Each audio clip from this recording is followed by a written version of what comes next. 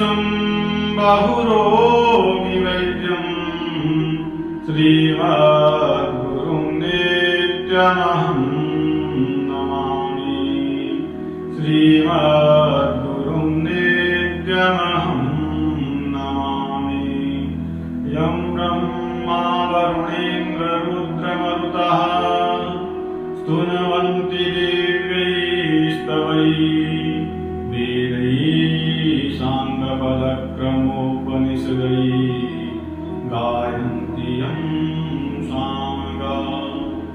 ध्यानावस्थिततद्गतेन मनसा पश्यन्ति यं योगिनो यस्यान्तं न विदुः सुरासुरगणा।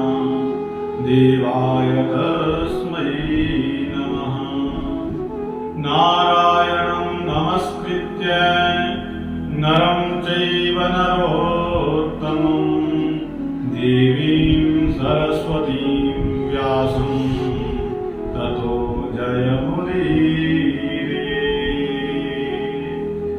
ॐ श्री गुरुचरणकमलेभ्यो नमः। इष्टदेवेभ्यो नमः। कुलदेवेभ्यो नमः। स्थानदेवेभ्यो नमः। ग्रामदेवेभ्यो नमः। एतत्करं प्रधानदेवेभ्यो नमः। सर्वेभ्यो देवेभ्यो नमो नमः। बोलिए कार्तिक मास की जय हो। नारायण भगवान की जय हो। गुरु महाराज की जय हो। कार्तिक मास की कथा में आज 22वें अध्याय की कथा है। 21वें अध्याय में आपने सुना कि विष्णुदास नाम का ब्राह्मण जो अपने नाम के अनुरूप ही भगवान विष्णु जी का भक्त है, अपने सामर्थ्य के अनुसार बड़ी ही श्रद्धा से भगवान विष्णु की पूजा कर रहा है। और दूसरे चोल राजा हैं चोलेश्वर महाराज, वो भी बड़े विधि विधान से यज्ञ विधि से मुद्गल ऋषि जी को अपना आचार्य बना करके यज्ञ का विष्णु भगवान की ही पूजा कर रहे हैं। और देखना यह है, प्रतिस्पर्धा है उनमें क्या है कि किसको पहले भगवान के दर्शन होते हैं, विष्णु भगवान किसको पहले मिलते हैं। लगे हुए हैं, बहुत समय बीत गया।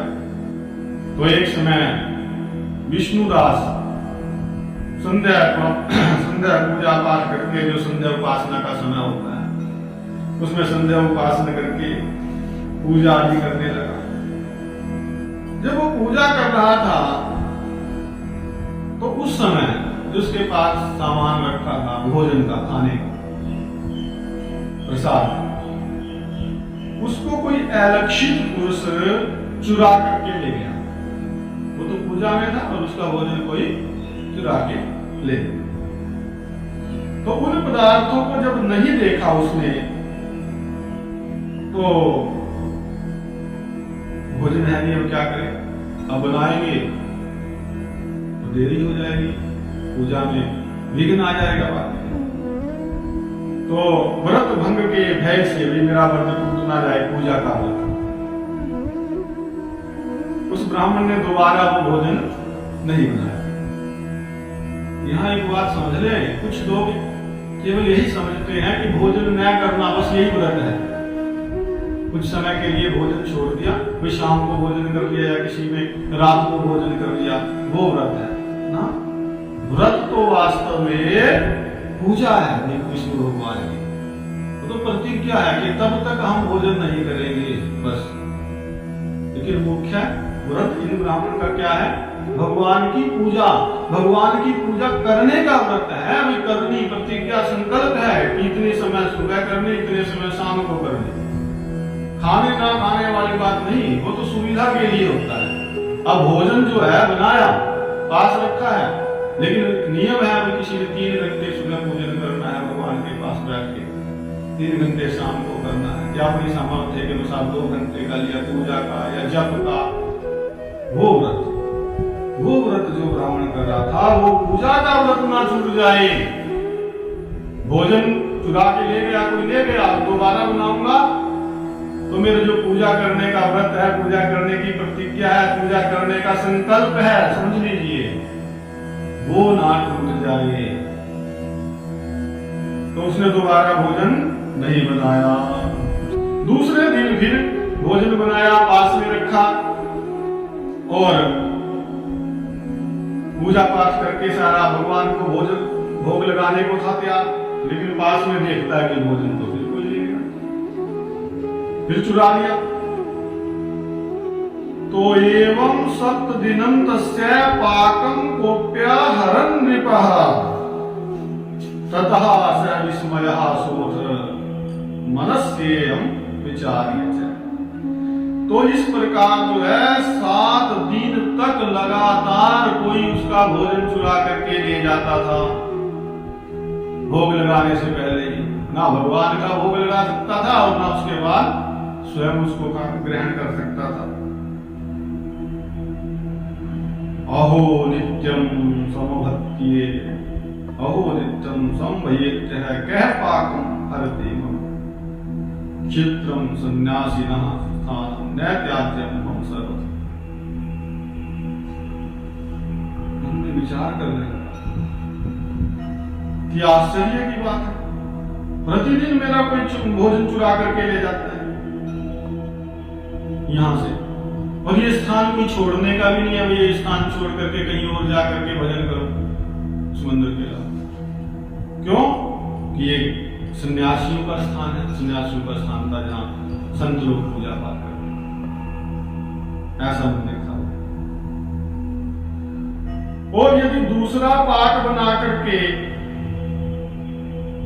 उनके भोजन बना करके मेरे द्वारा भोजन किया जाए तो फिर मैं भोजन बनाने में ही रह जाऊंगा, जो सायंकाल का मेरा पूजन का क्रम है वो टूट जाएगा, वो व्रत छूट जाएगा। कैसे छोड़ा जाए?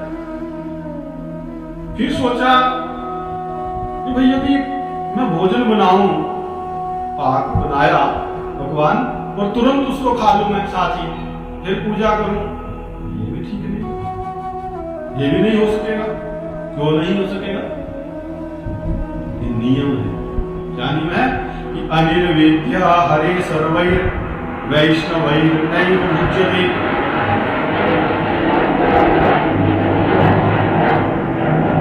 हरि को बिना अर्पण किए, पद्म पुराण की कथा है, पद्म पुराण में लिखा हुआ है कार्तिक में कि हरि को बिना अर्पण किए वैष्णवों को कभी भी भोजन नहीं करना चाहिए।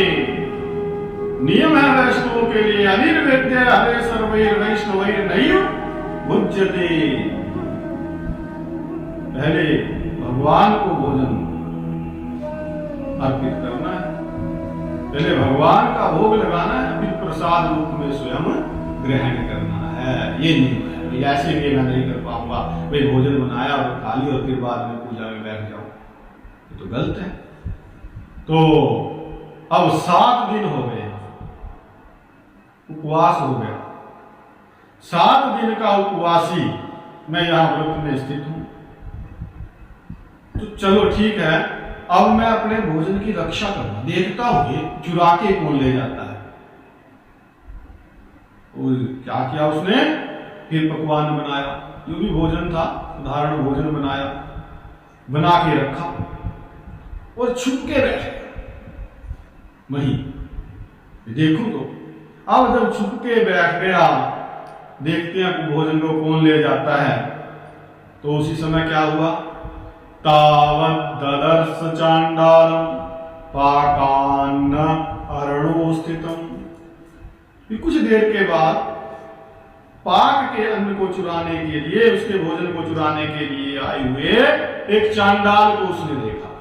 क्या देखा? भोजन रखा और उसको चोरी करने के चंडाल आया। चंडाल आया, लेकिन चांडाल कैसा था उसका वर्णन यहां दिया कि वो चंडाल जो है क्षुधा से दुर्बल था, भूखा था, बिल्कुल कमजोर, दीन, दुर्बल, दीन, हार्ड मांस तो मानो था ही नहीं, चमड़ी मात्र थी, हड्डियां थी चिपकी, इनके बिल्कुल पतला कमजोर। तो 7 दिन का भूखा है और उसके भोजन को चुरा करके कोई भाग रहा है, और वो भोजन जो उसने भगवान के लिए बनाया है, प्रसाद पहले भगवान पे चढ़ाने के लिए, अगर किसी के साथ ऐसा हो तो क्या होगा? साधारणतया बड़ा गुस्सा आएगा, क्रोध आएगा, ले मैं बनाता हूं और ये ले जाता है मेरे भगवान जी का प्रसाद, प्रसाद भी नहीं लगवाने देता, चोर है तो। लेकिन ना, उस ब्राह्मण की वृत्ति कुछ और थी। पीछे आया ना कि वो तो हर प्राणी में परमात्मा का दर्शन करने लगा था। वृत्ति सुधर गई, सुंदर वृत्ति थी। देखा कि क्षुधा से दुर्बल है, दीन मुख वाला है, बहुत कमजोर है, ऐसा चांडाल। उसको देख करके उस ब्राह्मण को क्रोध नहीं आया, बल्कि क्या हुआ? कृपया खिन्न मानसः, दया के कारण उस ब्राह्मण का जो मन है द्रवित हो गया, दुखी हो गया, दया। और उसने अन्न ले जाने वाले को देख करके कहा, ठहरो ठहरो ठहरो, रुको। रोका उसको, कोई मारने के लिए, ताड़ने के लिए, कुछ समझाने के लिए नहीं, दया उपजी है। और दया क्या है? दया धर्म का मूल है। मूल माने जड़। ये दया जो है ये जड़ है, जड़ है। और पाप मूल अभिमान, और अभिमान क्या है? अभिमान है पाप की जड़। तो जब दया है तो धर्म पुष्पित तो होता है, पल्लवित तो होता है। दया है तो धर्म है। दया जाग गई, दया से मन दुखी हुआ और उसको कहा कि तू अन्न को रूखा खाएगा, घी भी लेकर जा। कथम मानसी तदृक्षम घृतम एतद गृहाण भो, घृतम एतद गृहाण भो। भैया घी भी ले जा, घी का पात्र लेके दौड़ा उसके पीछे पीछे। भोजन प्रसाद तो मैंने बना दिया है, तो बहुत कमजोर है, ले घी पा देता हूं, ये खा लेगा। और यहीं से एक और घटना याद आ जाती है भक्ति की। ये तो चांडाल है, चोरी करके ले जा रहा है।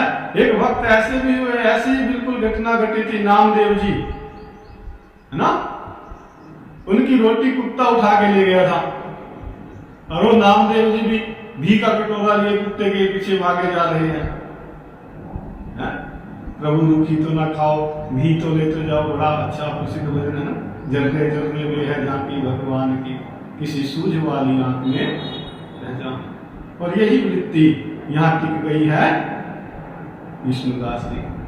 इनको भी हर प्राणी में परमात्मा नजर आ रहा है, चांडाल में भी परमात्मा नजर आ रहा है। ये दया का घी का कटोरा लेके, घी का पात्र लेके पीछे बोलो कि भाई ये घी तो ले लो।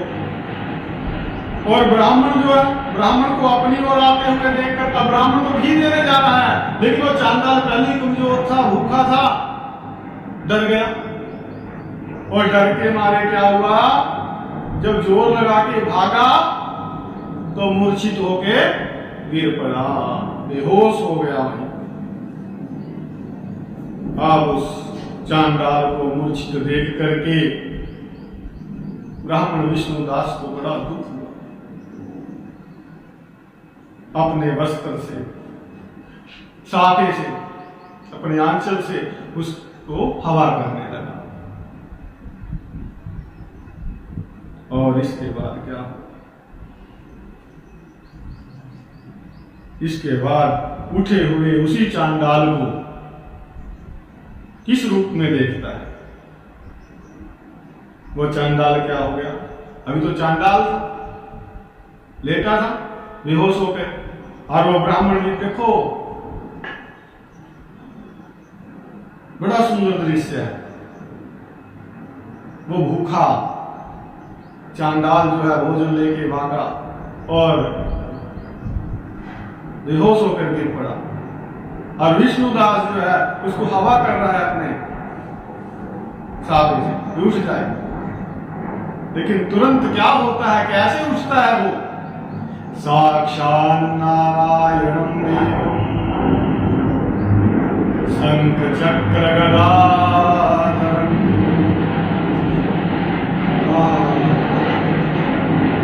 उस शानदार को भी शंख चक्र गदाधारी साक्षात नारायण के रूप में देखा। कैसे नारायण भगवान का स्वरूप ले लिया उसने, जिनके पीले वस्त्र हैं, 4 भुजाएं हैं, छाती में श्री वत्स का चिन्ह है, जो मुक्त धारण किए हुए हैं और अलसी के फूल के समान जिनका रंग है, कौस्तुभ मणि वक्ष स्थल में है। ऐसे भगवान विष्णु को साक्षात प्रत्यक्ष देखा। ना जाने किस रूप में नारायण मिल जाए। उनको देख करके वो ब्राह्मण सात्विक भाव से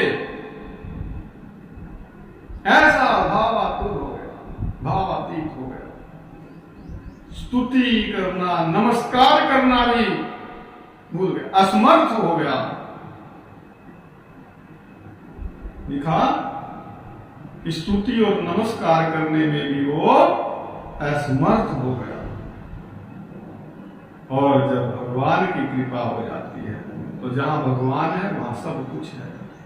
तुरंत उसी समय वहां पर इंद्र आदि देवता भी आ गए, गंधर्व आ गए, अप्सराएं आ गई, सब आनंद से नृत्य करने लगे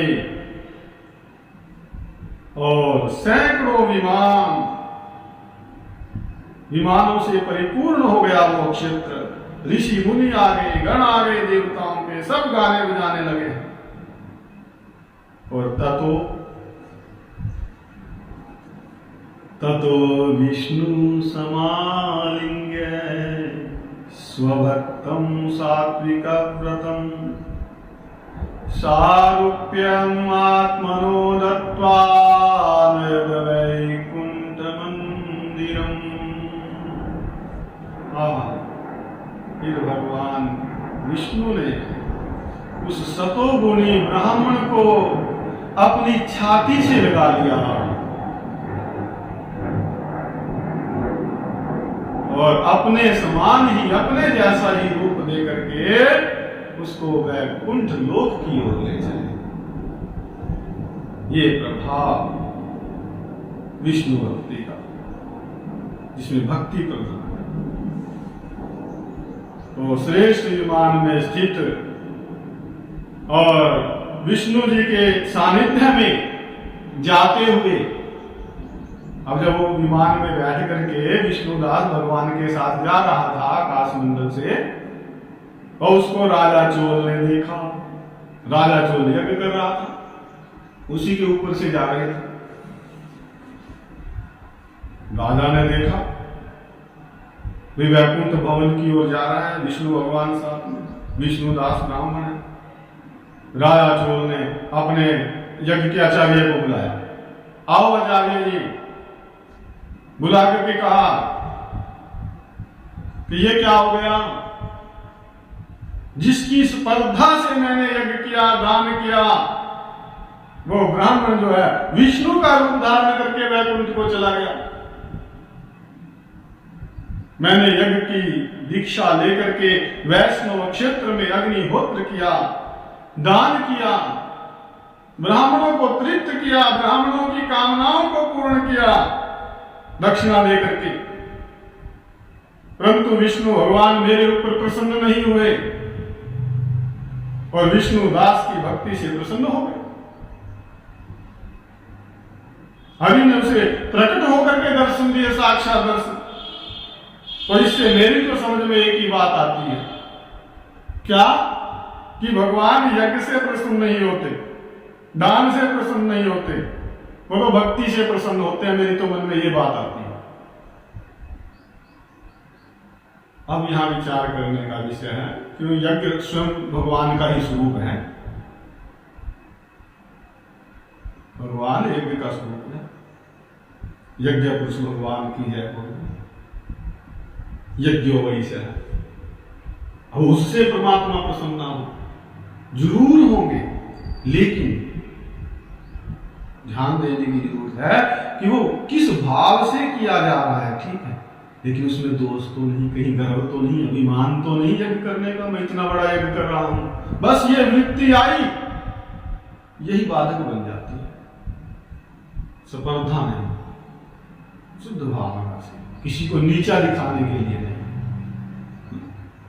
नहीं। यज्ञ तो फिर दक्ष ने भी किया था, दक्ष जी ने भी यज्ञ किया, लेकिन क्या कुछ हुआ था? इसलिए किया था यज्ञ दक्ष जी ने भगवान शंकर जी को नीचा दिखाने के लिए। उस यज्ञ का क्या हाल हुआ था आप सब जानते हैं। लेकिन यहां कुछ ऐसा नहीं, स्पर्धा थी, तो इसलिए वो यज्ञ का कुछ भंग नहीं किया, कोई नष्ट नहीं किया, लेकिन उसका फल भी कुछ विशेष नहीं दिया। अब फल कैसे मिलेगा? यज्ञ करने से भी पाप नष्ट होते, भगवान के दर्शन भी हो जाते हैं, सब कुछ प्राप्त होता है जो मनुष्य मांगता है। यज्ञ तो कल्पतरु, कल्प वृक्ष के समान है, जो मांगो यज्ञ से वही मिल जाता है। लेकिन किस भावना से किया है, कोई अभिमान तो नहीं, कोई दोष तो नहीं, इन बातों का ध्यान। यज्ञ के कुछ नियम होते हैं। तो अब क्या होता है कि भक्ति रेव परम तस्य निदानम दर्शने विभो। महाराज मेरी तो समझ में एक बात आ रही है कि भक्ति ही उनके दर्शन का साधन है। तो ऐसा कह करके राजा ने अपने भांजे को राजगद्दी पर बिठा दिया। पुत्र को क्यों नहीं? क्योंकि पुत्र था ही नहीं, बहुत कम उम्र से वो यज्ञ करने लग गया था, विवाह ही नहीं करा, पुत्र हुआ ही था। तो इसी कारण उस देश में, चोल देश में अभी भी कहते हैं कि भांजे को ही राज्य का अधिकार मिलता है, भांजे को ही बिठाते हैं आगे राजगद्दी। तदंतर जो है इसके बाद वो चोल राजा जो है यज्ञ स्थान में जाकर के अग्नि के आगे खड़ा होकर के विष्णु भगवान जी से प्रार्थना करने लगा। क्या प्रार्थना की है? हे विष्णु भक्तिम स्थिराम देहि मनोवाक् कार्य कर्म भी। ये विष्णु भगवान मन, वाणी और शरीर से मुझे स्थिर भक्ति करने की सामर्थ्य दीजिए। ऐसा कहा और इत्युक्ता सुपतद्वन्नौ सर्वेषामेव पश्यताम्। ऐसा कह करके सबके देखते देखते वो राजा जो है उस अग्नि कुंड में कूद पड़ा। इतनी लालसा थी भगवान से के दर्शन की। और जब ये भाव आ जाए फिर यज्ञ सफल हो जाता है ना। भगवान से मिलने की इतनी उत्सुकता हो जाए तो भगवान मिल जाते हैं। वो तो कूद पड़ा। अब यो जो यज्ञ का आचार्य है मुदगल ऋषि जी, यज्ञ के आचार्य मुदगलस्तु ततः क्रोधा छिखा मुत्पाट्यस्त्वं ततस्त्वद्यापि तद्गोत्रे मुदगला विशिखा भवन।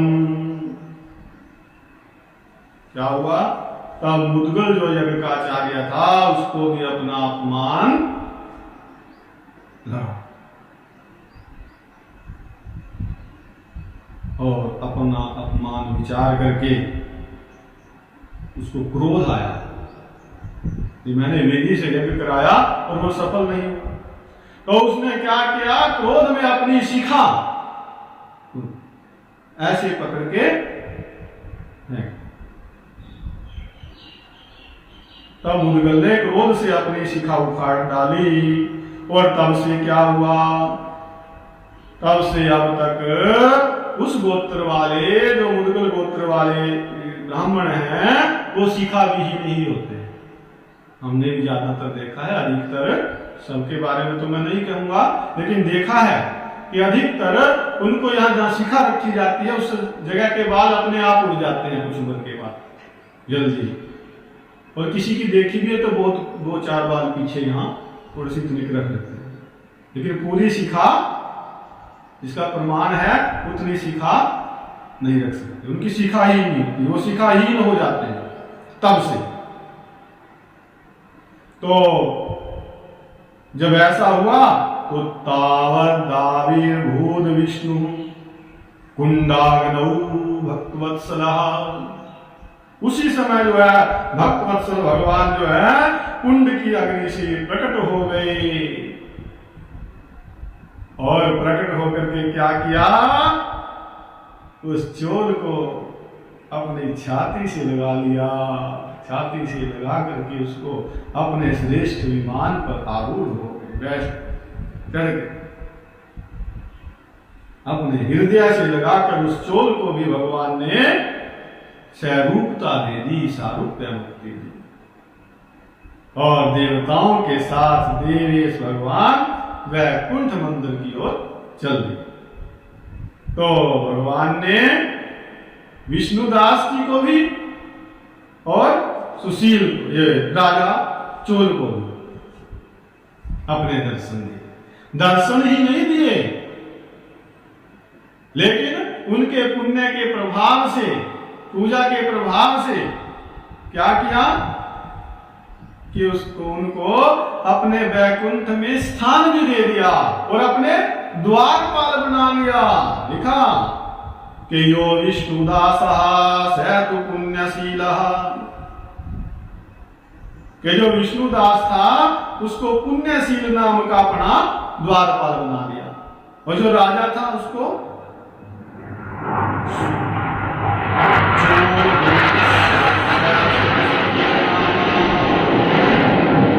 राजा को सुशील नाम का द्वारपाल बना लिया। तो इस प्रकार जो है ये भगवान के द्वारपाल बने। कौन कौन?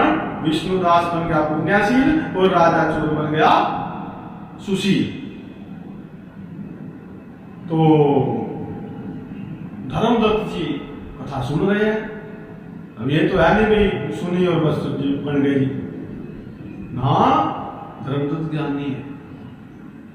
वो कहते हैं महाराज मैंने तो सुना है 4 द्वारपाल है भगवान के, ये तो चलो पुण्यशील और सुशील ये बने, कैसे बने, क्या इन्होंने पुण्य किया, ये तो हमें ज्ञात हो गया।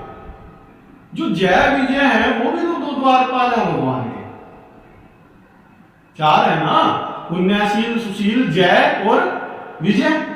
तो जय और विजय इन्होंने महाराज कौन सा पुण्य किया था, ये कैसे भगवान के द्वारपाल बने, ये भी सुनने की मेरी इच्छा है।